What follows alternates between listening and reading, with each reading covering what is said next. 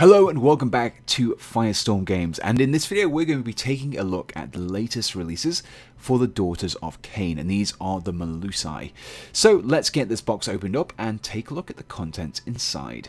So in this box set you get 5 40mm bases and also the instruction booklet, which is pretty much standard fare for a Games Workshop kit. All of those components are nicely numbered so you know exactly which component you need, and everything's very well written out and displayed so you can really follow the instructions very easily. And you also get the rules for using the Blood Sisters and also the Bloodstalkers in your games of Age of Sigmar as well. And finally, we have the sprues themselves. Now, these miniatures are split over 2 separate sprues. So as I do in all of these videos, let's start building these miniatures.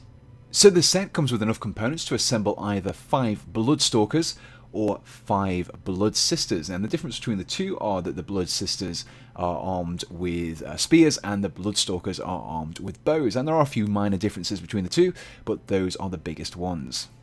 And for the most part, these miniatures share the same components. The serpentine body and also the main kind of torso is all pretty much the same, but you do have a variant in the arms and also the heads, depending on whether or not you go for the Stalkers or the Sisters. So one of the things I just want to quickly point out before I forget is this sprue is actually really interestingly numbered. Most of these Games Workshop kits come with individually numbered components, but what was nice about this set is each set was grouped by a letter as well. So the first Melusai that I assembled actually had the letter A for all the components associated with that, both the Sister and the Stalker variant, and then the next one was a B and then a C and a D.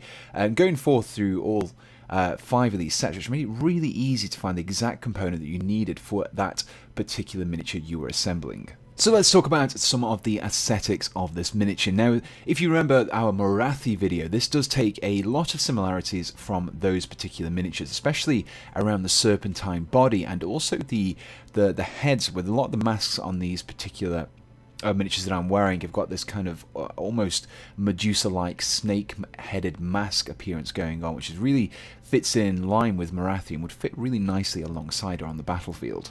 Now, I briefly touched on some of the components that we get in this set, but there isn't really much in the way of customization afforded for these miniatures. You either assemble them as Stalkers or you assemble them as this Blood Sisters, so there isn't really much extra components or even much in the way of posability in these sets. Everything's pretty much locked down and everything's very monopose. However, the level of detail that we have in these miniatures does go some way into remedying the lack of posability. The level of actual casting detail we have, especially on the snake scales, really is very well defined and very clearly picked out. But it's not just the casting quality, it's really exceptional in this miniature. Also the small details that we have, such as the bundles of 3 hearts that we have, and also the pet bloodworm hunting eagle that the crone of the Bloodstalkers is equipped with. All of these small little details really do help to bring these miniatures to life. So let's get these miniatures fully assembled and take a look at the finished Melusai. And here we have a couple of the assembled Melusai built as Blood Sisters.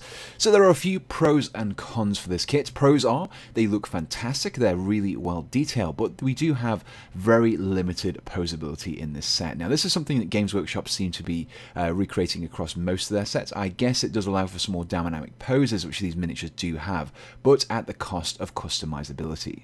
Now, if you're interested in picking up a set of these miniatures for yourself, the RRP is £30. However, they're currently available on the Firestorm Games web store for £25 and 50p. And I'll include a link in the description below, which will take you directly to their web store page. And so that's it for another hobby table unboxing. If you enjoyed this video, please do let us know in the comments below, and also make sure you subscribe to be kept up to date with all of our future videos. And so the only thing left to say is thanks for tuning in, and we hope to see you again on Firestorm Games.